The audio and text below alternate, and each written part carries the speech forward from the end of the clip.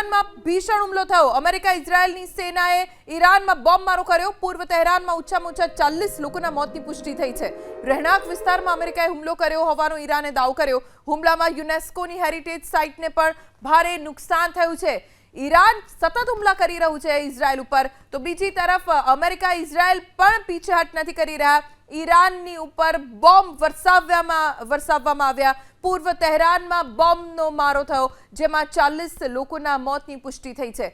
ઓછામાં ઓછા 40 લોકો આંકડો વધી શકે છે। રહેણાંક વિસ્તારમાં અમેરિકાએ હુમલો કર્યો હોવાનો ઈરાને દાવો કર્યો છે, જેના કારણે 40 જેટલા લોકોના મોત થયા છે।